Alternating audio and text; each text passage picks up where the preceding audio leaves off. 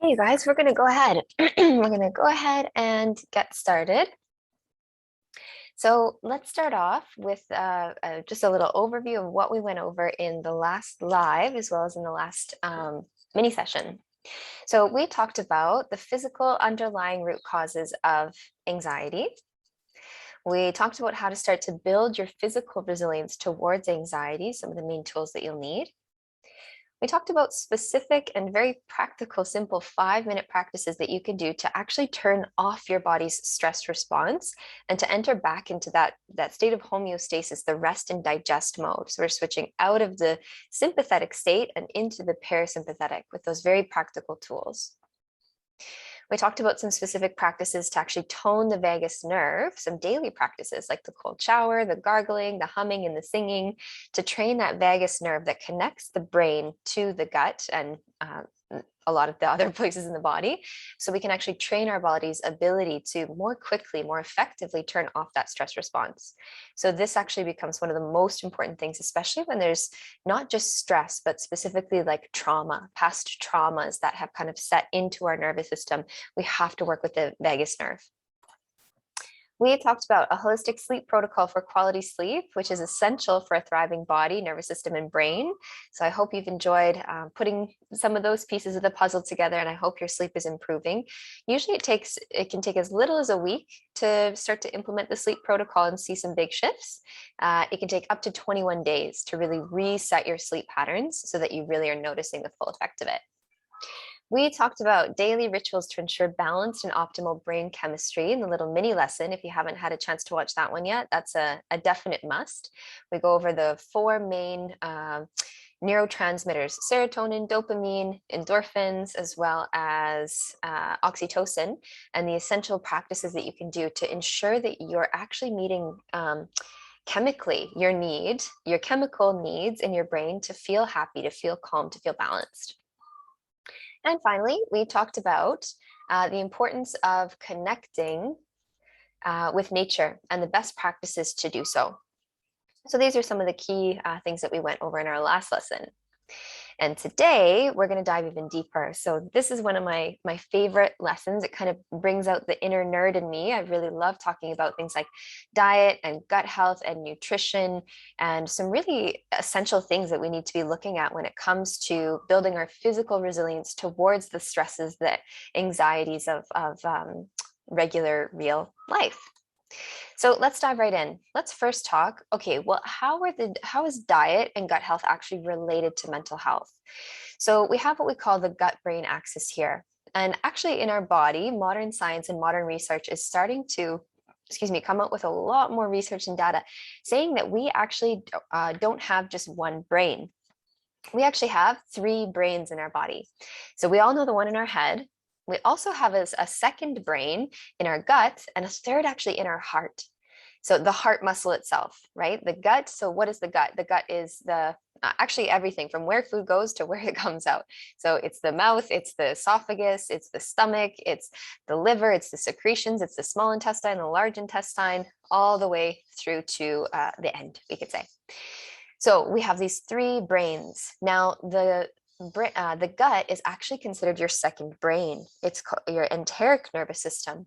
And so the connection between the brain and the gut is like this. It's physically connected via that vagus nerve that we talked about, hence the importance of having practices in our everyday life that keep that vagus nerve or stimulate it if it hasn't been stimulated. Maybe it's been suppressed from past traumas, excessive stress, things like that. So it's physically connected through the vagus nerve and chemically connected by neurotransmitters. So we'll get to that in a sec. So how does this actually flow? Mental stress affects the gut. So what's going on here? When we feel stressed up here, there's biochemical experiences happening in our body, and our brain is communicating through neurotransmitters and through the vagus nerve to our gut. So when we go through prolonged stress in our mind, we're actually influencing the gut motility, meaning the ability to process food, to move through food and substances through the gut. We're influencing our secretions, so our digestive secretions, our body's ability to release the chemicals that are needed to digest proteins and fats and carbohydrates like this. We're influencing also through mental stress our ability to uptake nutrients. So a lot of the nutrients that we need to feel happy and well, it's kind of this vicious cycle. As if our brain is stressed, we can't actually absorb those, even though that's exactly what our brain needs. As well as our brain, when we go through prolonged periods of mental stress, we're also absolutely disrupting our body's microbial balance. So what is our microbial balance? This is our gut microbiome. So this is our delicate balance of gut bacteria. Your body is actually made up of billions and billions, even I think trillions, I'm not wrong, of bacteria. There are more bacteria in your body than there are cells. So you're actually made up of more bacteria than anything else. We have bacteria in our skin, we have bacteria on our insides, and the largest amount of bacteria in our body lives in our gut. So we have this very delicate balance of bacteria in our body. And these bacteria that I'm talking about, these aren't the harmful pathogenic bacteria. We have good bacteria, and those good bacteria actually fight off the pathogens, the bad bacteria that invade our body. So when we are through a period of excessive stress, we create an imbalance in our gut microbiome, which is this delicate balance of bacteria. This is something called dysbiosis. So this is like a dysfunction of the bacteria in the body. So not ideal. So what happens when we have an imbalanced gut microbiome, which an imbalance in gut microbiome can look like a few things. You might be like, well, what does that actually mean? And how do I know if I have that? If we have any sort of symptoms of things like loose stools, constipation, bloating after eating, excessive amount of gas in our body, distension after we eat food.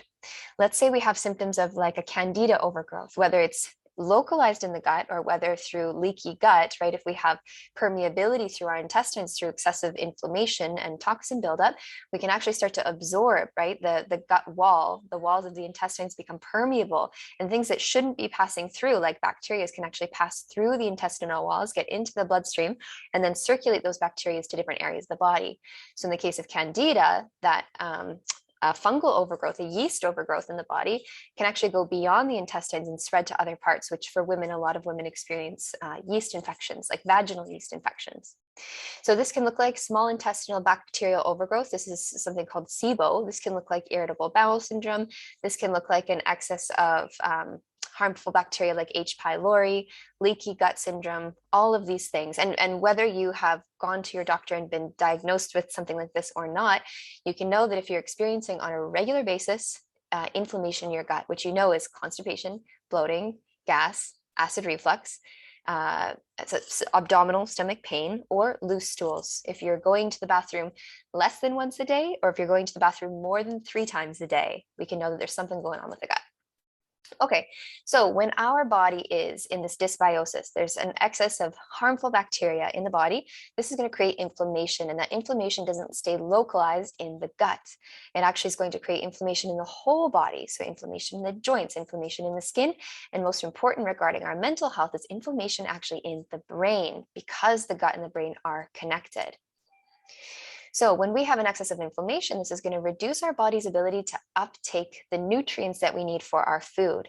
And we're going to go deep into nutrition today and the importance of some of these particular vitamins and minerals that keep our brain stable, calm, and balanced. Our mind is in this balanced state.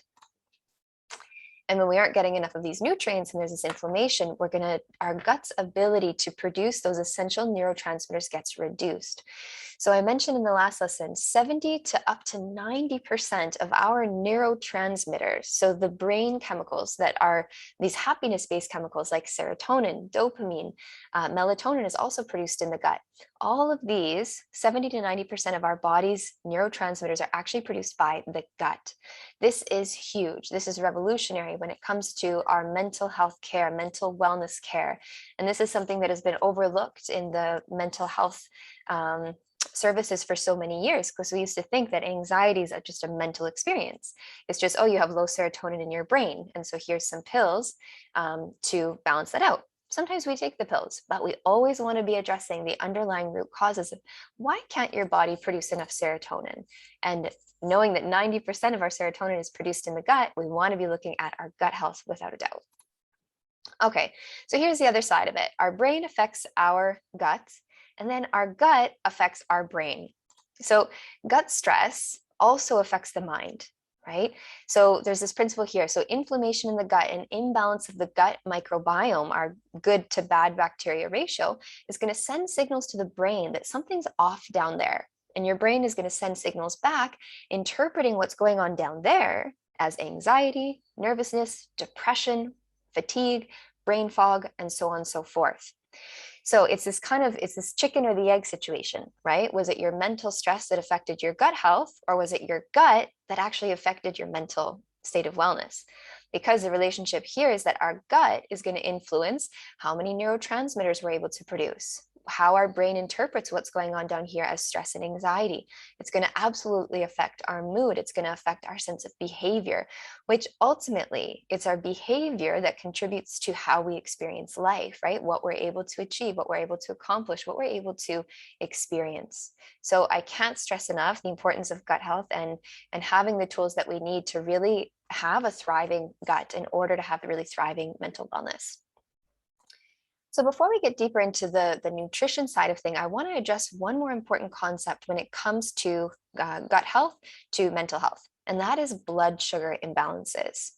Now, this is something, again, that's so overlooked when it comes to the allopathic understanding of anxiety, depression, low mood, fluctuations in our energy levels, right? Really often we go to the allopathic doctor and we just get some pills. We go to maybe a psychiatrist, we just get some pills. But what we really need to be looking at is the body as a whole. And why are we in this mental state? And so one of the things we have to look at is blood sugar imbalances. So blood sugar imbalances are a recipe for low mood, fatigue, anxiety, and depression.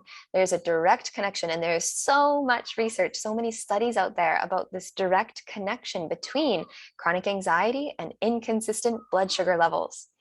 So what does this look like? Unstable blood sugar and anxiety symptoms are almost identical. We're going to talk about that in a sec. So studies have shown that high blood sugar, so when we have an excessively high spike in our blood sugar levels, so an unhealthy glucose response, meaning we took in too much refined sugars, too many carbohydrates at once, or we have some sort of dysregulation in our body's ability to produce insulin. Maybe we have insulin resistance, maybe pre-diabetic or diabetes even perhaps.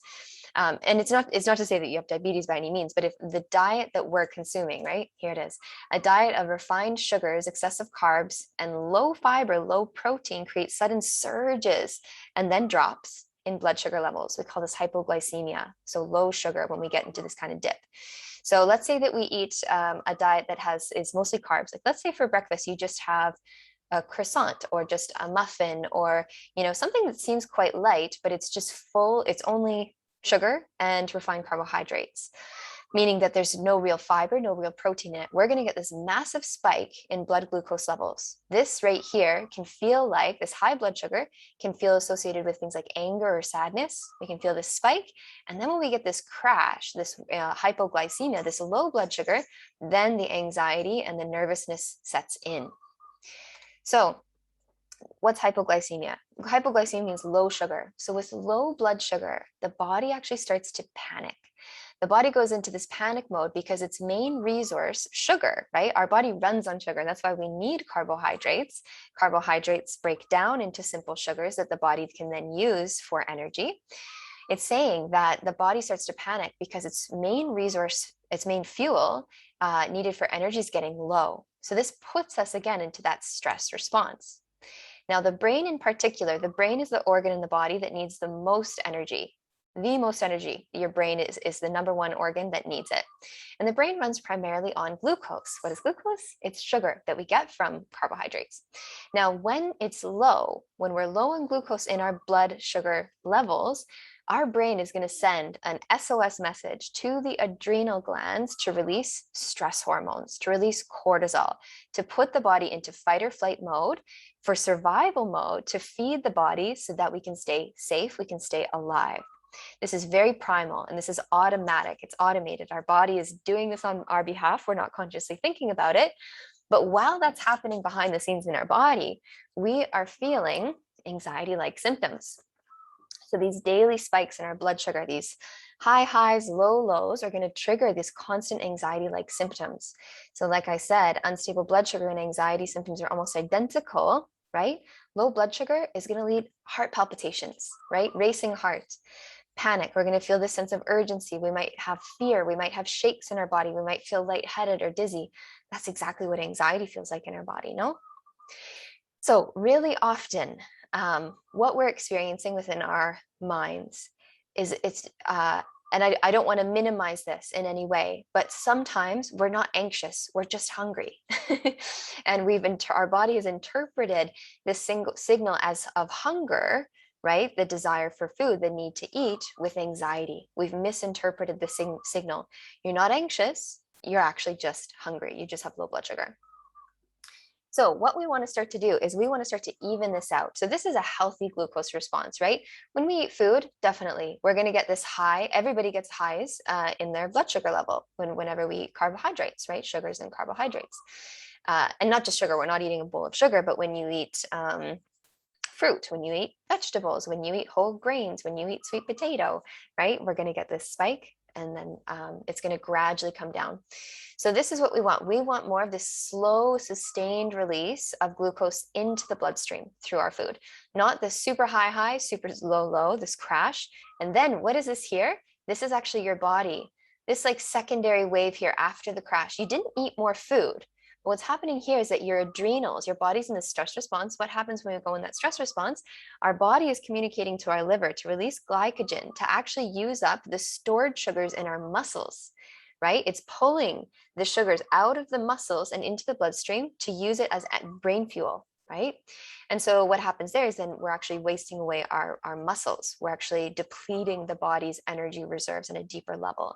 And this affects our metabolism. This will slow down our metabolism. This can lead to weight gain simply because we're using our muscles energy instead of our the blood sugar levels that we should get from food. So what do we actually do about it? How can we keep our blood sugar levels more balanced, more sustainable? So here's a few things you can do to support yourself. One is as much as possible, we want to avoid refined sugars. So the white sugars, any sort of sugary drinks, there's so much sugar in, what, like those sodas, pops, like what you get at restaurants and everything. As well as juice, like refined juices. This is very high in sugar and excessive carbohydrates. So if our plate is primarily like pasta or rice or potatoes or starchy kind of carbohydrates that break down into sugar, then we can get this excessive high and crash. So we want carbs. Like there's nothing against carbs. In fact, most of your diet should be carbs because it's your body's main fuel source.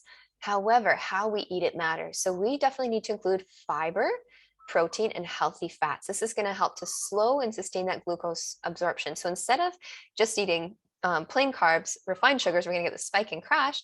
When we include things like fiber, protein, and healthy fats, it's actually going to slow down the body's absorption of that sugar into the bloodstream. It's going to make it more sustained. So it's not this instant absorption into the bloodstream, this high and crash. It's going to be this like slow, gradual absorption of sugar. Okay, eat when hungry, not starving. So really start to listen to your body, start to listen for the signals of I'm starting to get hungry. I'm going to start to prepare food. I'm going to start to, move towards that.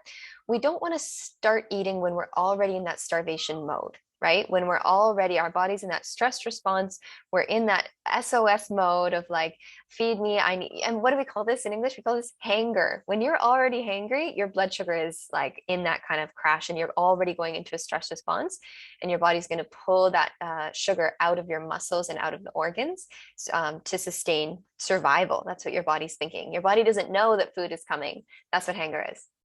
So we want to eat when we're hungry, not starving. So we want to start to eat when we're getting to about here. We can see, oh yeah, time to start preparing food. We're starting to go down into that low. That's when we're going to start to prepare food and eat before we get into the stress response.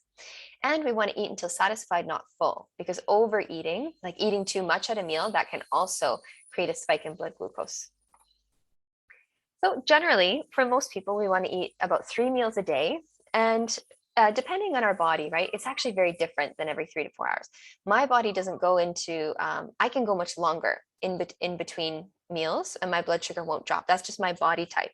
I have a more Pitta Kapha body type. If you're more Vata or Pitta, meaning you have a more a thinner Vata, an airy body type, or a more fire, a more muscular one, then you might have to eat every 3 to 4 hours.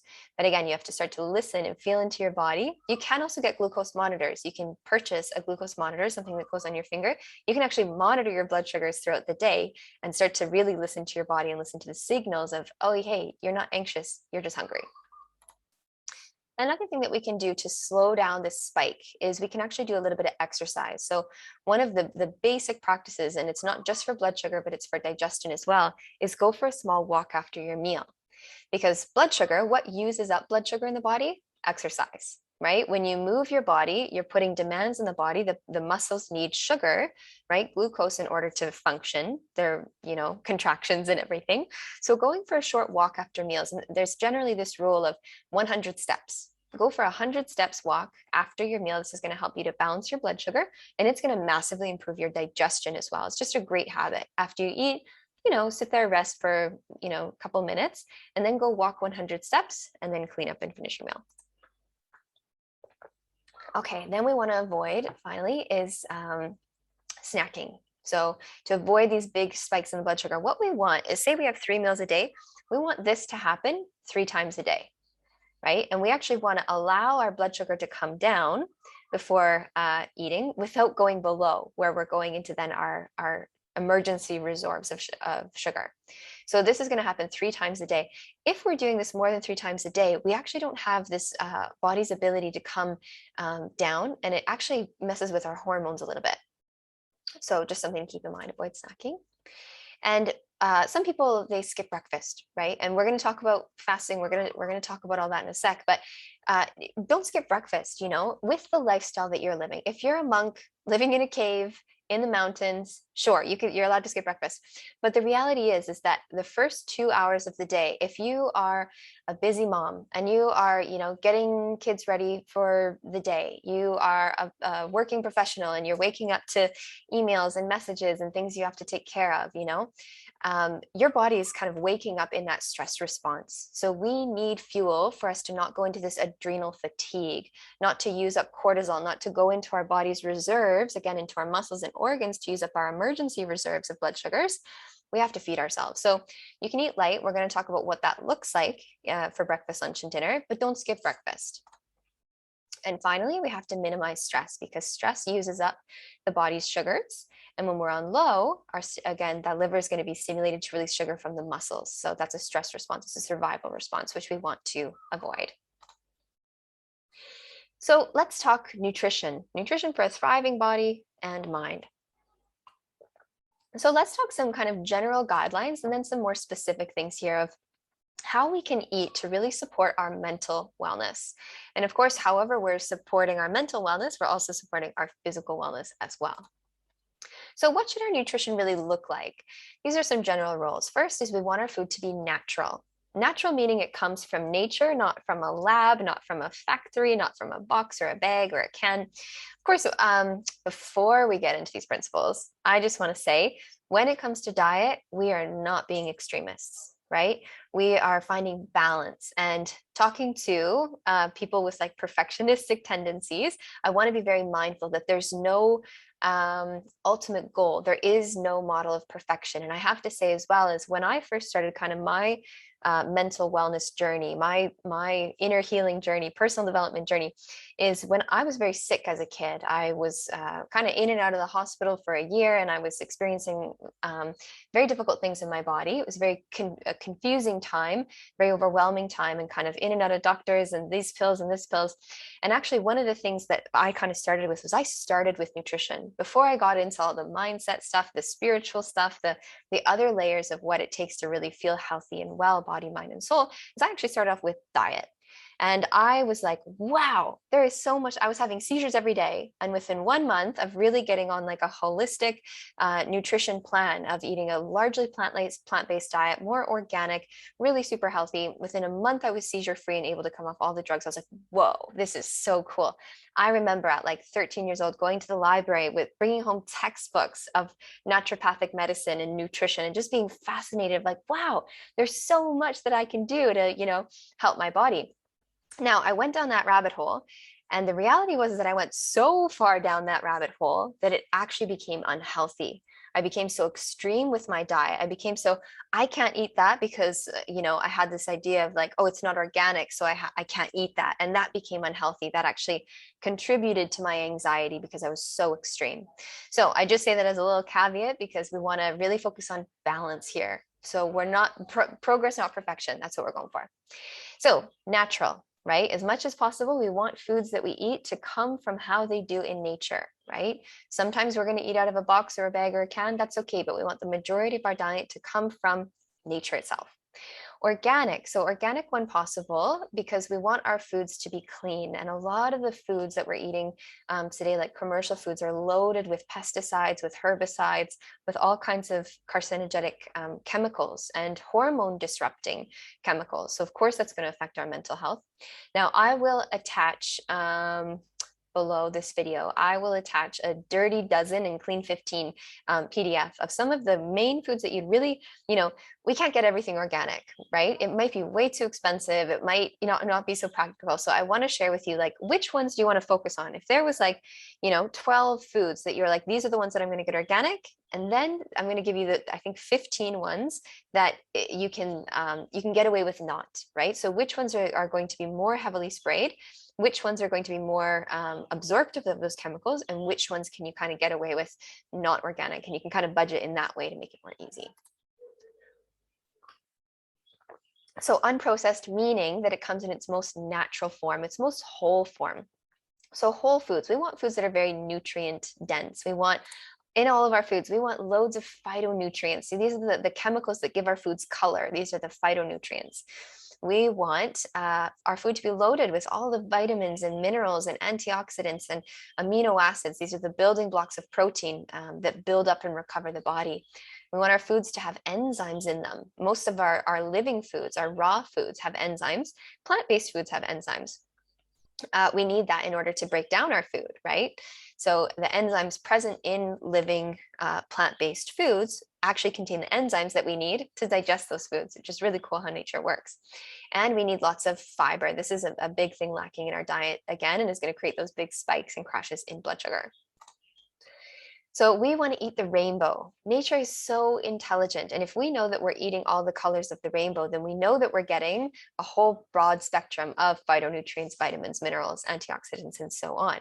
So eating all the different colors of the rainbow, we need that. Next is we want our food to be easy to digest. This is something that's so overlooked. Yes, raw carrots, raw lettuce, steak, sure, all of these things, they might have a lot of nutrients in them. They might have a lot of, carrots have so much vitamin A, and lettuce has so much vitamin K, and, steak maybe has a lot of iron. But the reality is that you can be eating foods that are packed with nutrition, but if your body can't actually break it down, digest, and assimilate those nutrients, and then eliminate it properly, you can be eating the most nutritious food in the world, but you're not going to actually be able to utilize it. So our foods need to be easy to digest. And 90% of the people that have chronic anxiety also have digestive issues. That's just the connection. There's almost always an underlying gut imbalance. That's just the natural connection. When we're stressed all the time, it influences our gut. And then when our gut is stressed, it influences our mind. Remember, we saw that kind of vicious cycle there. So we need foods that are easy to digest. How do we know if a food is easy to digest? We call this like the fork test. So can you push your fork through the food? Is it easy to break down with a fork? So think of a steak. You're never going to get like, and I'm talking the side of a fork, not the stabby point. I'm talking about the back side of it. Can you, like a potato, you can push through a potato, or you can push through, steamed carrots or cooked, rice or things like this. But a steak, no. A salad, lettuce, you're never going to be able to push through. Raw carrots, you're never going to get your fork through. And it's not to say that we don't eat those things, but if our digestion is perfect, yes, we eat those raw foods, and we do eat a little bit of them. But if we're eating a mostly raw food diet or a mostly hard to digest diet like bread, you're never going to get your fork through a piece of bread like that, right? So soft foods, we say like baby foods, right? What are baby foods? They start off with soft foods like this. So that's going to be easy to digest for us. And we want to have foods that are mostly plant-based.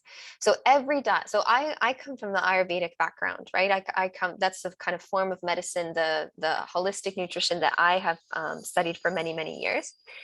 Every healthy diet in the world, it's so overwhelming. No, out there's millions of diets. Should you be keto? Should you be paleo? Should you be high carb? Should you be low carb? Should you be vegan? Should you be this or that, right? It's very confusing. Now, if you boil down the essence of all of the world's most healthy diet based on the research, not just based on ancient wisdom, I'm of course a bit biased and a big fan of the ancient wisdom of Ayurveda, but if we look at the blue zones, right, the modern places in the world where people live the longest, they have the healthiest, they're the healthiest people. Mostly, those diets, what they all have in common is that those people are eating a largely plant-based diet. So 70 to 80% of their diet is coming from plant-based foods, fruits, vegetables, nuts, seeds, whole grains, like that. So let's get into some specific then. So if you're eating meat and eggs, definitely we want that to be organic. We want the meat to be organic. So organic meaning like these animals aren't injected with hormones, right? So the commercial meat that you're just buying at the grocery store, unless it's actually labeled organic, pastured, meaning they can be free and stuff, and grass fed, that meat is going to be full of antibiotics, of estrogen, because they're pumping the animals with estrogen to make them more plump. So they weigh more so they can sell the animal for more and make more profit. So they're being injected with growth hormones and estrogens and hormones that clearly, if we eat that animal, we're directly taking in those hormones, as well as the stress that that animal is going through. If they're being, you know, you know kind of what happens there. And if their body is flooded with stress hormones when they're being, you know, slaughtered, then your body's directly intaking those stress hormones, that cortisol, that inflammation, that estrogen, like that. So much as possible, organic, pastured, grass-fed, organic, okay? If you're doing fish and seafood, then we'd like that to be wild caught. We'd like it to be low mercury. Now, so much of like farmed fishing, and again, kind of the typical stuff that you'll buy at your normal grocery store, is this kind of fish is like farmed, or it is yeah, there's just not always the best. So what it comes to fish is that fish has a lot of heavy metals, lots of high levels of mercury. This is very unfortunate, but unless you're buying specifically like wild caught or organic like this, then they will have heavy metals. You can also look up, if you do eat fish, if that's like a primary source of protein for you, please look up, like again, almost like the organic, the Dirty Dozen and the Clean 15, look up which types of fish have the highest levels of mercury. So things like tuna, things like, I can't remember all of them, I'm sorry. We'll have to look it up. But look up which ones have the highest levels of mercury, which ones have the lowest levels of mercury naturally. Go for the ones lower in mercury. You do not want to be taking in high levels of mercury. That'll definitely affect your hormones and how you feel mentally. Okay, so nuts and seeds. When it comes to nuts and seeds, we want largely organic. We can do raw. So, and raw, I don't mean just like eating raw almonds out of a bag. That's actually, again, you can't push a fork through. That's very hard to digest. So what we'd want is raw, how you get it, and then we'd want to soak it. Whenever we're doing nuts and seeds, they should always be soaked first if we're going to eat them plain like that, or blended, right? So they're much easier to digest. Nuts and seeds are so full of vitamins, of minerals, of antioxidants, of healthy oils and healthy fats, but they can be very hard to digest. So organic, we want them to be raw, we want them to be soaked, and ideally their most bioavailable form, the form that they're easiest to digest, is actually sprouted. So like sprouted sunflower seeds, sprouted hemp seeds, sprouted almonds, like that. Okay, let's talk about oils. So oils we want definitely to be organic. We want them to be first, these are the words to look for. So when you're buying a bottle of oil, we want to look for the words organic, first pressed, cold pressed, extra virgin. We want all of our oils to come in a dark bottle because plant-based oils especially, is very volatile, meaning that they oxidize quite quickly. And by quickly, I mean like a bottle of olive oil with a sealed lid within like a month of being opened, that oil can actually oxidize. So you actually don't want, it's more economical to buy a big bottle of oil, like the Costco, that you're going to use it up. But actually, you want to purchase small bottles of oil, because when you open the lid, it oxidizes quite quickly, and oxidized oil goes rancid, and that rancid oils is very inflammatory for the body and can have all kinds of effects. So the other side of it is that we want to actually avoid frying food with oils. And this is one that isn't so exciting because it's not so practical. I know if you go to any restaurant, of course, they're frying food in oil, right? You put a little oil in the pan and then you saute your garlic and your onions and you add your vegetables like that. But the problem with that is that because, again, a lot of these oils are so volatile in nature, unless it's a saturated fat, so ghee, coconut oil, you can get away with cooking at higher temperatures. But what happens with plant-based oils, like olive oil, for example, that's the most common one that people kind of cook with. But that oil has a lot of space in between its molecules, which means that it oxidizes easily and it breaks down very easily. And when that oil is cooked at a high, actually at any temperature with olive oil, if we cook olive oil, flax oil, what other oils do people use? Sesame oil, the canola oil, the vegetable oil isn't a thing. That's like genetically modified mishmash. So we definitely don't want to be doing those. They're GMO, they're bad for our hormones. But basically the general rule is add your oils after as a dressing. So cook with a little bit of water because you don't want it to burn on the pan, right? Put with a little bit of water and add your oils at the end, because cooking with oils, it's a little bit carcinogenic, which we don't want.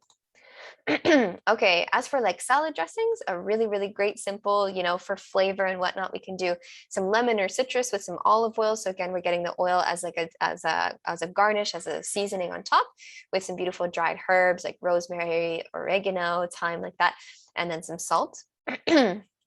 And as for our water, so water is another huge thing. And oftentimes our feelings of anxiety, our feelings of just like brain fog, not feeling super clear, a lot of the times we're just dehydrated, right? So how much do we want to be drinking? We want to drink half of our body weight in pounds. If you use kilos, you have to divide it by 2.2 in water, and that's ounces. So ideally we want to have filtered water. So when it comes to water, a lot of the tap water, plastic bottled water, things like this, there's chlorine, there's fluoride, there's all kinds of things that we don't want to be putting into our body, known poisons. And so ideally we're drinking like filtered water. Spring water is best. If we can avoid drinking out of plastic, that's great, so that we're not leaching microplastics into our water, taking that in, disturbing our hormonal balance, putting inflammation in the body, because there's this foreign micro nano plastics that our body thinks is a foreign invader, puts us into an inflammatory response. Inflammation in our body creates inflammation in our brain. We don't feel mentally well, right? So avoid plastic if possible. If you had some sort of like best case scenario, you have some sort of like freestanding water purifier, water filtration system that puts healthy minerals back into it, you're good to go. We want to, upon waking, we're going to have a nice big tall glass of water, ideally a little bit on the warm side or room temperature. We're never drinking cold water because it's quite shocking on our system. And then when it comes to drinking water outside of that, because we have a lot of water to drink in a day, speaking of which, we want to drink our water 30 minutes before meals and 1 to 2 hours after. So if we're drinking loads of water with our meal, we're actually diluting our stomach acid. We want a very acidic environment in our stomach, right? We want it to be very acid. The stomach acids to do their work. That's how it's going to break down the food. If we don't have enough stomach acid because we're diluting it with water, our digestive fire, our agni, kind of gets dampened. It gets put out. We can't properly digest. So 30 minutes before meals, warm water can stimulate digestion, and then 1 to 2 hours after, once the stomach has once the food has exited the stomach and gone into the intestine, where it's a more alkaline environment with the secretions from the liver, then we go ahead and drink water again. Okay. So let's go a little bit deeper into nutrition. So what do we kind of want to have on our plate? We're going to get into that in a sec. But general overall in a day, we want to aim for 7 to 9 cups of vegetables a day.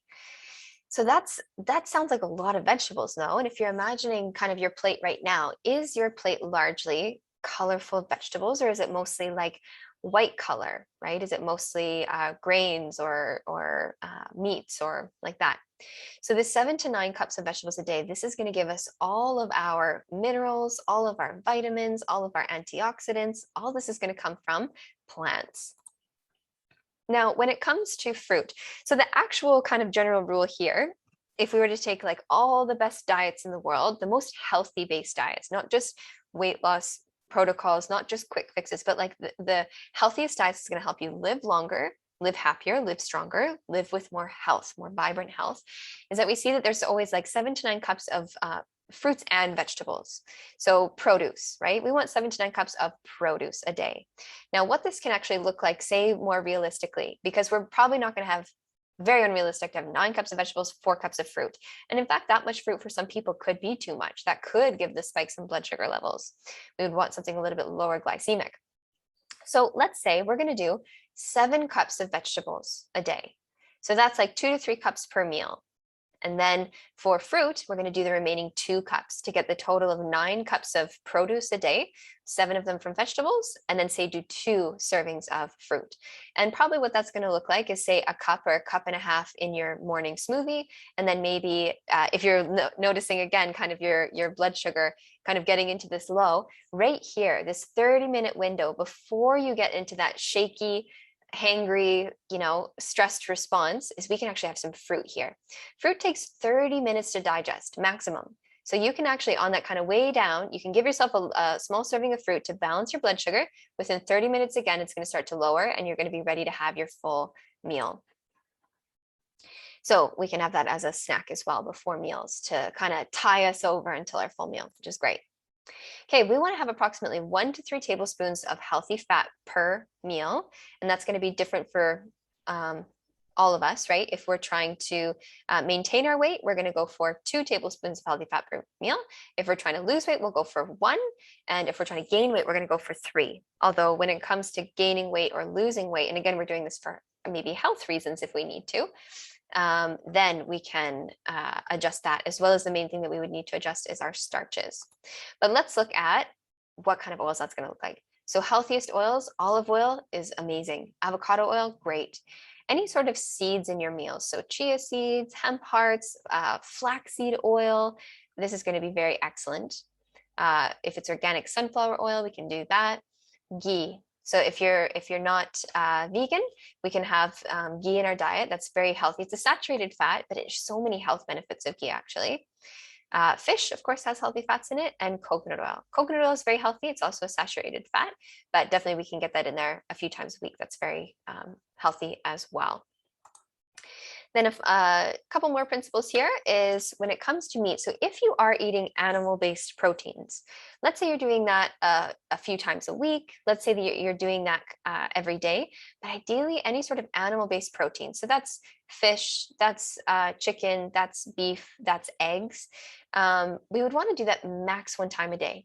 So if we want a recipe for inflammation and imbalanced hormones and food sensitivities, then if we want that, then we will have animal products 3 times a day. We'll have bacon and eggs for breakfast. We'll have like a big meat sandwich at lunch, and then we'll have a steak at dinner. If we want health and longevity, then we're going to keep our animal protein intake to maximum 1 meal a day, and ideally a couple times a week if you would like it like that. Okay, and then finally, we want to have herbs and spices with every meal. So one of the greatest sources of antioxidants, right? What are antioxidants? They're reducing the free radicals in the body. So when there is cellular damage in any sort of way, which happens through just natural bodily processes, right? Our body gets worn out, and our body also has this incredible innate ability to heal itself, to recover itself. One of the ways that we can help our body recover from cellular damage from the everyday processes, from the toxins in our environment, through impurities in our food, is antioxidants. So to reduce the oxidation of the body, the breaking down of the body, one of the main sources of antioxidants, spices and herbs. So your cumin seed, your bay leaf, your mustard seed, your clove, your cinnamon, all of those, oregano, they are loaded with antioxidants. So definitely we want to have herbs and spices with every meal. So what is our plate actually going to look like? So if we want, 70 to 80% of our food to be plants, then our plate is going to look something like this. Let's say we're going to have 50% of our plate is going to be vegetables. And vegetables, I mean like the rainbow. So we're going to have things like asparagus, like cucumber, cauliflower, broccoli, maybe some salad if we digest it okay. We're going to have lots of like plants. Okay. Then 25% we're going to have starch. Now this is again plant-based. Starches, carbohydrates are plants. So for starch, some of the best sources of starch-based foods, which is a complex carbohydrate, we're not going to get that massive spike in blood glucose because there's also some fiber with it, right? So it's going to slow down the blood sugar level. Blood sugar release. So sweet potato, have half a sweet potato, have a cup of some sort of squash or pumpkin, have some steamed carrots in there, make some brown rice or whole grains, quinoa, something like that, which is also going to give you some protein with the quinoa. So we're going to have 50% vegetables, 25% is going to be a starch, and then 25% is going to be a protein. So what can protein look like if we're eating animal-based? Then this is going to be like, 4 to 8 ounces of animal protein. Maybe you're having fish or you're having chicken or turkey or something like that. Or we can do plant-based. So let's say that we're having 1 cup of chickpeas or mung dal or what have I put there? Oh, this is sprouted. Oh, you guys, one of the best sources of bioavailable protein, sprouted sprouts. So sprouted mung beans, sprouted alfalfa, sprouted all the sprouts that you get. What's that other? What's the white one, you guys? Not the green one. There's one more, but you know what I'm talking about. Any sprouted grain, sprouted seed, this is going to be so, so healthy. It's so bioavailable. How do we eat it? Because, it's kind of awkward to have like that. Make it as a salad. Have a big bowl of sprouts and put some olive oil, put some lemon juice, put some salt, I really like nutritional yeast. And I love, and it gives you this crunch. So it's very satisfying as well. And then we want, let's say on average, 2 tablespoons of healthy fat.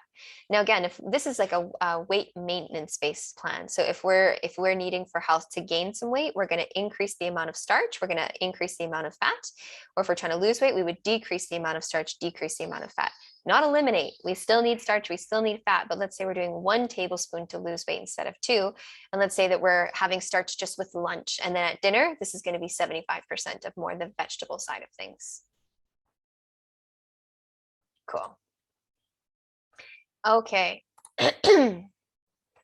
So let's move into some of the optimal meals and optimal meal times. So when we first wake up in the morning, the first thing that we want to do is we want to hydrate. So our body probably hasn't drank anything. Let's say like before bed, you don't really drink anything. Otherwise, you're going to wake up in the night and you're going to need to go to the toilet. So let's say that you don't really drink anything from 6, 7 o'clock onwards, or maybe you have a small glass of water before bed. But let's say then you're sleeping, you're in bed all night, you're probably going at least 12 hours, sometimes even more. Let's say if right now you're waking up just having coffee, which dehydrates the body, you're going, let's say like 12, 14, 16 hours without hydrating. Our body needs water for it. Like we're made up of 70% water, right? So we need water.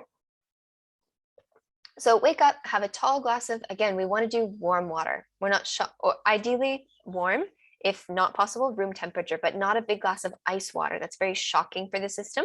If you jump in a pool that's ice cold, what's your body going to do? Contract, right? If you jump into a hot tub, your body's going to relax and open up. Same goes for all the channels of our body. If we're dousing cold water internally, our body's in contracted mode, in stress mode. Something a little bit warm, more ease. We open up the body channels, we open up the detox pathways, our body can detoxify. So if you want to put a little bit of lemon in there, something like that, great. So let's say that's upon rising. Say 1 to 2 hours later, we're going to have a smoothie. So I haven't always been a smoothie person because there's so much debate. And let's say in the world of Ayurveda, they say that mixing too much can be hard on digestion. But when it comes to, and mixing too much, I mean like mixing too many food groups at once can be hard to digest. However, when we're blending it up, like in Ayurveda would a soup, right? It's so much easier to digest. So I have recently become a big fan again of smoothies simply because they're so nutrient dense, right? And it's easy and quick. And you guys have busy lives, you have lots going on. And right now, maybe you're skipping breakfast or you're just having a quick muffin, a quick something on the go, a quick bagel. And of course, we're going to get the spikes in blood sugar. So definitely we want to start to create a daily smoothie ritual because we're getting hydration. What are we getting in smoothie? We're getting hydration. We're hydrating our body. It's very easy to digest. We can get ideally, we could get 100% of our nutrition in every single day in our morning smoothie. Then we don't have to, worry so much. Oh, did I get enough of this vitamin in my lunch, this mineral in my dinner? We can just kind of like relax a little bit, knowing that in our morning smoothie, we're getting all the nutrition that we need.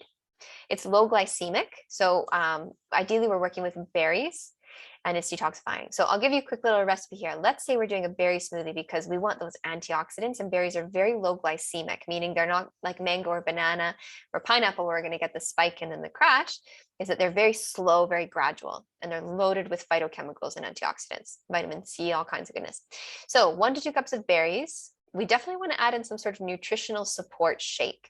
So we're all in different countries now. Definitely there's going to be some sort of plant-based, soy-free, like allergen-free, right? So no soy, no whey, no lactose, no milk, no casein.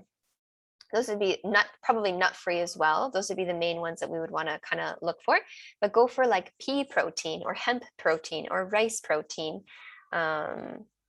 Those would be kind of your main ones. And ideally that powder, that nutritional support powder is going to have, let's say 100% of your daily recommended intake of vitamins, minerals. It's going to have some greens in there. It's going to have all kinds of goodness. So put in a scoop or whatever the recommended dose for the brand that you buy. If you need some recommendations, you can send me a message or post in the Facebook group. I can recommend what products or supplements might be good in your area. But we really, really like this morning smoothie. So we're going to have 1 to 2 cups of berries, a nutritional support thing with protein, with fiber. So again, we're not getting the spike in blood glucose. Put a little bit of chia seed in there for some more antioxidants, good healthy fats, or a little coconut cream. If you digest it well, you can put in a little bit of spinach or some greens, nothing too tough, nothing too fibrous, because our digestion is still waking up in the morning. And that's going to be really, really great, perfect breakfast for you. It's easy, it's on the go. It's one, thing you have to clean. Just, yeah, I can't recommend it enough. Liquid before lunch. That's kind of the main principle there. Okay, let's talk lunch. So lunch is going to be our largest meal of the day. And let's talk timing for a sec. So breakfast is going to be 7 to 9 a.m. Lunch is going to be 11 to 1. In Ayurveda, our digestive fire is at its peak at 12 o'clock midday. When the sun is at its peak in the sky, our inner sun, our digestive fire is also at its peak. So we're more equipped to have a larger meal at midday versus dinner. When the sun goes down, our digestive fire also goes down. So largest meal midday, this is going to be our most dense meal, meaning we can have a little bit of raw food here. We can have some salad. Probably this is where we're going to have more starch because we're going to be moving our body after, right? So that we can use up those sugars that are from the starch. This is what our lunch is going to look like. Biggest meal, most dense meal of the day. And then dinner is going to be a little bit smaller. It's bigger than breakfast. It's smaller than lunch. And we want it to be a little bit easier easier to digest. So there's no like fixed right now, let's say that you're having steak, potatoes, and salad for dinner. We want to gradually, slowly. We don't need to make any big jumps here. Let's say that just eating a soup for dinner sounds very boring to you. Then we work with just a little bit more liquidy, like maybe some sort of curry with some vegetables on the side and maybe a small protein like that. But ideally not like a big thing of pasta or a big steak or, whatever it might be there. So I'm a big fan of like vegetable soups at dinner. Throw some oats in there, throw some hemp hearts on top for a little bit of protein. Use some protein-rich lentils, split mung dal. That's one of the greatest sources of plant-based protein. And ideally, we're having a little bit less starch, a little bit less fat at night because again, starch, carbohydrates, blood sugar goes up, and we're going to be going to sleep after. So we're probably not going to be using up those sugars as much, and those sugars can get stored in the body. Okay, then finally, let's talk a little bit of fasting. So fasting, this isn't a big scary concept. You're probably already doing this. In fact, you might be fasting for too long. So ideally, we want to have a 12-hour nightly fast. So why do we want fasting so much? Number one is we don't want to eat right before bed, because then our body's competing, our body's energy reserves for digesting versus repairing the body. And we want our body's energy reserves while we're sleeping to go into repairing, healing the body, which is really important. Second reason is that when we are in a fasting period, our bodies goes into a state called autophagy. And autophagy is a beautiful state that we go into through fasting that cleans up the body. We go into this state of toxin removal. Our body goes into this hyper state of being able to ward off any bad bacteria. We go into this cellular repair state. So we actually need fasting. Our body uses up the energy reserves and goes into this beautiful repair-like state. It eats up, they even say autophagy can kill cancer cells. It's like little Pac-Man, right? Our body's immune system goes up and it cleans up, like little Pac-Man, cleans up any foreign invaders, any cells that aren't quite functioning properly. And we really need that fasting. So we do it for detoxification, for gut repair, for hormonal balancing, and you're probably already doing it. Let's say that you have dinner at 6:30 p.m. Say you finish eating at 7:30, maybe 1 hour, and then the next day you don't eat again until 6:30, 7:30 the next day. You're automatically doing a 12-hour fast. Longer than that, if I'm talking for a mental health perspective, longer than that, you might go into a stress response, unless you have a very relaxing morning. You spend 2-3 hours meditating, journaling, taking it easy. Probably not realistic for most of us. So let's say best times, 8, 12, 6, right? We're getting those 3 meals a day. We're getting a nice fast in between. So we're getting our blood sugar kind of decreases, but doesn't go past that stress response. If it does, we feel shaky, have a little bit of fruit. It takes just 30 minutes to digest, and it's going to balance blood sugar again. Okay. So let's talk about some of the key nutrients for a thriving mind. So what are some of the main things that we need for proper functioning of brain health, our nervous system, and so on, mental wellness? So the first thing that we need is vitamin D. So vitamin D is actually a hormone. It's not a vitamin that's connected to almost every system in our body. It plays an essential role when it comes to managing our anxiety. And actually, low vitamin D is linked in almost every single psychiatric diagnosis. So when it comes to PTSD, OCD, anxiety, clinical depression, ADHD, all of these things, they're so closely linked to deficiencies in vitamin D. This is mind-blowing. This is revolutionary when it comes to understanding what we need to really improve our mental health and wellness. Maybe you're not diagnosed with any of these things, but my point that I'm getting at is if we're feeling low energy, low mood fluctuations, we're feeling anxious from time to time, we feel maybe in a little period of depression, are you getting enough vitamin D? So it's estimated that 85% of the population is not getting enough vitamin D. That's huge, and it definitely is something we need to take care of. So easiest, supplement it. Vitamin D3, ideally from a plant-based source. Vitamin D2 is the vegan one, but it's mostly how mushrooms use it, and we need vitamin D in a different way. D3 is typically from animal skin, so the animals are out in the sun all day, and so they get the vitamin D in their tissues, and then we consume that from their tissues. But you can actually get vegan plant-based vitamin D as well, D3, from an algae form, and that's typically the most bioavailable. And get your sunshine. So that's going to be the main place that we get it. Get out into the sun. Okay, so the next kind of nutrients that we need to be focusing on when it comes to our mental health is B vitamins. So all the B vitamins, B1, B2, B3, B5, B6, B9, B12, folate, all these, we need them for proper nervous system functioning. And B vitamins are one of the fastest vitamins that actually get depleted during times of stress. So we need B vitamins, and ideally, if we're supplementing it, we want to take it in a methylated form. So if you're taking vitamin B12, check your label. And you want it to be methylcobalamin versus the cyanocobalamin. Most of us can't digest the cyanobalamin form of vitamin B12, and it actually has a very similar chemical structure to cyanide, cyanobalamin, cyanide, which can actually become toxic in high levels in the body. So just very simple, go for a methylated form of B vitamin. And here's some foods you can get it from. So a lot of our whole grains like brown rice, all of our lentils and legumes, a lot of our leafy greens, avocado loaded with B vitamins. Have a few tablespoons of avocado in your meal. You get your healthy fats, you get your B vitamins. Really, really great. Okay, next one we have to be focusing on is magnesium. So magnesium calms the central nervous system. It's essential for proper functioning of our nervous system and the production of neurotransmitters. It's very closely linked to the production of GABA, which is for our mood, right? It's a neurotransmitter that we need for balanced mood, for happiness, for feeling calm. And low levels of magnesium, again, are directly linked with anxiety. So they're looking at like clinical depression, clinical anxiety, and they're looking at what nutrition are these people that are chronically anxious low in. And they're seeing, and this goes for many psychological, mental, psychiatric experiences, which again, we don't need a label to know like, okay, I could maybe use a little bit more magnesium if I'm feeling low mood, tired, like that. So magnesium. And where can we get some magnesium? All of our seeds. So pumpkin seeds, huge. These are chia seeds. So chia seeds, one of the highest plant-based sources of magnesium, and hemp hearts. Having these, put a tablespoon in your smoothie every morning, sprinkle pumpkin seeds soaked or sprouted on your salad every day, like this. Okay, zinc. So zinc also plays an essential role in the production of neurotransmitters in the gut and in balancing the central nervous system.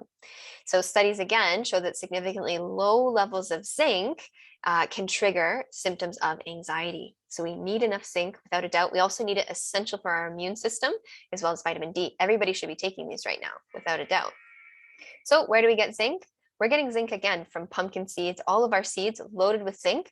Let's also add in like chickpeas, any sort of beans or legumes, very high in zinc. Okay, next thing we need to be looking at is iron, especially as women. If you're a menstruating woman, we also definitely need to be looking at iron, and low iron can also be a sign of hormonal anxiety, right, with our menstruation. So iron is found in every cell of the human body. It has an essential role in carrying oxygen to the different parts of the body, to the cells, which is why low levels of iron are often always associated with feeling tired and irritable. So we need it for our mental health. It's also essential in the production of serotonin, which again, low levels of serotonin can lead to anxiety. So people, again, with anxiety disorders, what is another thing we see? Low iron levels. So we get iron from, of course, everywhere, right? So many plant-based foods, all of our grains, our legumes, our leafy greens, all of our seeds have iron, all of our beans, some additional sources, quinoa, mushrooms, especially the oyster mushrooms, are very, very high in iron. Okay, omegas. So omega-3 fatty acids. So we've been kind of taught to like fear fats, right? We're scared of fats, and our brain is paying the price as a society because we need healthy fats, right? Our brain is made up of so much fat. We need fats for proper neural functioning. So we need, especially the anti-inflammatory, so the omega-3s. This is the main one that we want to be focusing on. And again, people with chronic anxiety, the most severe anxiety, are low in omegas, which is huge, omega-3s. So where are we going to get omegas? Again, all the seeds. Chia seed, huge omega-3. Flaxseed or flaxseed oil, excellent. When it comes to flaxseed, we can't just eat the whole flaxseed. We won't break it down. You'll just notice in your stool, there's whole flax seeds. So we need to grind it, and ideally grind it fresh so that the oil doesn't oxidate. So usually what I do, because it's not practical to grind flax every single day, let's say, is that I'll do like 2-3 days at a time. So I'll just in my blender, or a coffee grinder, blend up 2-3 days worth of flax that you're going to add into your smoothie every morning, or into a salad, or just take it like a supplement like that. And then every 2-3 days, blend more and keep it in the fridge in a dark place. Okay, next is antioxidants. So we need to eat the rainbow, again, to really repair the body, to help the brain detox itself. This is a natural process we talked about. We need antioxidants. So where do we get our antioxidants? Broccoli has antioxidants. All the colors. Whenever there's a color in a food, you're getting antioxidants. Berries, one of the best sources. Again, all of your spices, your herbs, loaded with antioxidants. We want to be eating a lot of those. And then finally, we have something called adaptogens. Adaptogens aren't a nutrient. Adaptogens are special herbs, plants, roots, fruits that have adaptogenic properties, meaning they support our body's ability to respond to stress. They support us in turning on and off our body's stress response, and they minimize the effects of stress on our physical body. So two key ones I want to share with you. There's many others, but two key ones from Ayurveda is we have something called ashwagandha. So I add just like a quarter to a half a teaspoon, it's a little bit bitter, into my smoothie every morning. Or if I ever drink matcha, these are the two things that I'm adding in to reduce the effect of the caffeine in my body. So ashwagandha is an amazing plant, adaptogenic properties. It's going to support your body's energy levels, your adrenals to respond to stress more effectively, and maca. And maca works primarily on the pituitary gland in the brain, which that's our master gland, which regulates all other endocrine glands in our body. So excellent for hormones. It's a great source of iron, and it's safe for everybody because these are actually foods. They're whole foods. They're not chemical things. So pregnant, breastfeeding, you can actually take maca because it's like eating a potato basically. So maca is very, very excellent. Okay, you guys. So we are going to leave it at that for today. We talked about lots of things when it comes to diet, nutrition, gut health, and we're going to continue on with it in the next lesson. So I want to open it up. If anyone has any questions, anything that you would like to share, you're welcome to unmute yourself. Hi. Hey, Hera, how are you?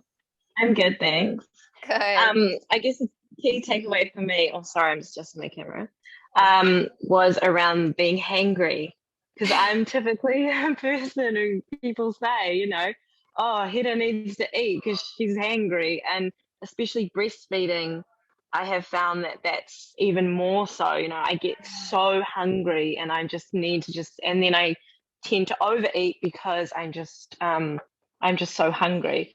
So that's definitely a light bulb moment for me where I was like, okay, so how can I meal prep? How can I plan ahead so that I have food on hand that I can eat that, has those things in place that you just mentioned, antioxidants, all of that stuff, but it's also quick and easy. Because otherwise, often, if I'm that hungry, I just grab a bag of chips and I'm like, okay, just get something in. Yeah. So that I can, I'm not, and I feel that I can feel that dip that you're talking about because I just get so hungry because I'm busy. So I guess in my mind, I'm thinking, okay, so meal prepping and just being more prepared is going to help that. So yeah, I was like, oh, wow, cool. So thank you. Wow. Oh, I love to hear that, Hera. Yeah, that's huge. And especially one, you're a busy mama, you have lots going on, you're very active through the day, you're taking care of everyone, and you're still nursing, aren't you? Yeah. So I've been, he's almost 8 months. So, and he feeds a lot as well throughout the night and the day. So, yeah. It takes a lot of energy. It takes a It lot of does. physical energy for you, right? So having Yeah. one thing you can do, because I'm such a big fan of quick, easy, simple, Mm-hmm. smoothies are the bomb. Smoothies are the bomb. You can pack Okay. so much nutrition into a smoothie and it's just like instant. You can even just pre-mix all of your powders, just have some frozen berries in the freezer and you Yeah. just mix it together and you're going to instantly like have some fiber in there so you don't get this big spike, right? The bag of chips, you know what, like we all do it. We've all been there. You're So so not easy. alone. But let's say now you have some other things on hand, like, oh yeah, I know a smoothie is going to be, really effective. It's going to tie me over until I'm able to actually feed myself. But that's huge. I love hearing your insight. The big blood sugar thing, it's massive. So I'm so glad I you can took that feel away. it. I know I can. Thinking about it, I'm like that almost happens to me daily because I don't eat Yeah. or I eat something little to keep me going and then I'm just starving. So yeah. Yes. And then I'm And tired and then yeah. and how it affects your mood. No, like naturally, your body is in a survival mode. It's saying we are anxious, we are angry, we are ready to fight or ready to flight. And hearing you say, the people around you, like, we've got to feed her, it is like a clear sign, that it's so impactful. So I love what you shared, the preparation piece is just such a huge part of it. Yeah, cool. Thank you. Nice. Thanks for sharing, love. Good Bye. to see you. Nice to see you too. Did you want to share as well?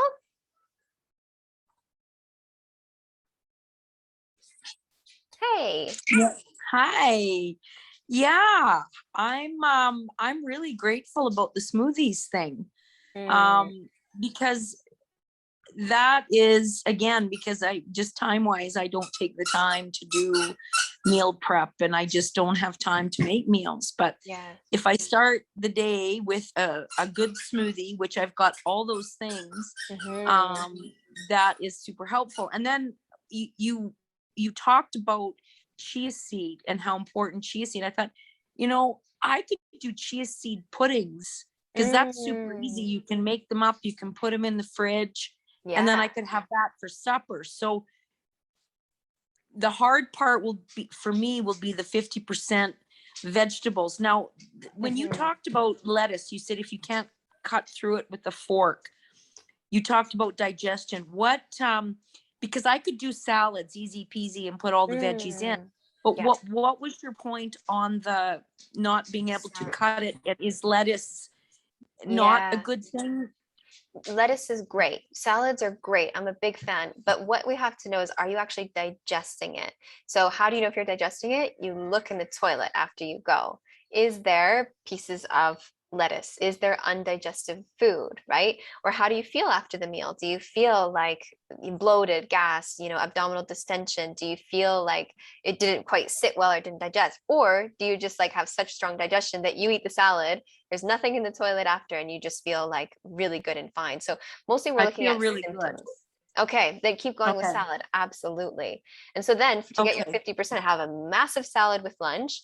Have, whatever you're normal having. Let's say it needs to be quick and easy. One like really quick thing that you can start to work with, that's realistic, is like have frozen vegetables on hand. Like have a bag of organic cauliflower, broccoli, carrots kind of mixed in one. Throw them in the oven for 20 minutes and just baked vegetables, or throw them in a frying pan really quick. One pan, and then you can really up your vegetable intake in that way. Or Okay. in restaurants and stuff, go for a soup, go for a vegetable soup, which will also kind of up the vegetables. Okay. Another thing you mentioned is pumpkin seeds, because I thought there was a Yeah. problem with digestion and stuff on seeds. So because I was really good with seeds until, Mhm. and now I don't do any. But Mm, protein wise, because I don't want to cook meat. mm, But I recognize that I've got to, because I'm not really big on some of the alternatives. mm. So maybe I'm gonna have to start with the pumpkin seeds again, Yeah. and then you mentioned legumes and what were some of the other? I unfortunately I didn't have the visual, and I don't know what button I pushed, but I didn't Oh, see the visual thing this time, so I must have pushed something wrong. So I'm gonna oh, have to go strange. back and rewatch it. But Yeah, and I'll put like a list. I'll put a list of some of the best foods that you can work with, so that, and it's not exclusive, but you'll have a good idea of these things. And a great way is just like add a tablespoon of hemp hearts, on your salad. Or okay, even what I'll do is I'll make my dressings are like superfood. So my salad dressing, if my digestion's really good and I have a salad, or on steamed vegetables, I still like some sort of dressing on it, is that I'll blend up like in a little blender. I'll put in hemp hearts, I'll put in pumpkin seeds, I'll put in a little bit of olive oil, nutritional yeast, some really good spices, some lemon juice, with a little bit of water blended up, and you have this like Caesar salad dressing, that's just so delicious, and it's full of iron, of magnesium, of protein, amino acids, antioxidants. So you can actually make your salad dressing a superfood, and a way to really pack in a lot of the extra nutrition. okay, that's what I need. And Cool. you're gonna do up a sheet on that and have it posted in the group, Yes. right? Yep, Okay, I'll good. attach it in Thank the you. in the members area underneath of the replay. So I'll definitely add that in there. Okay, thank you. Yay. Thoroughly enjoyed again. Thank you very much. So glad to hear it. Thanks so much. Love you, and take care, everybody. Love I'll see you next week.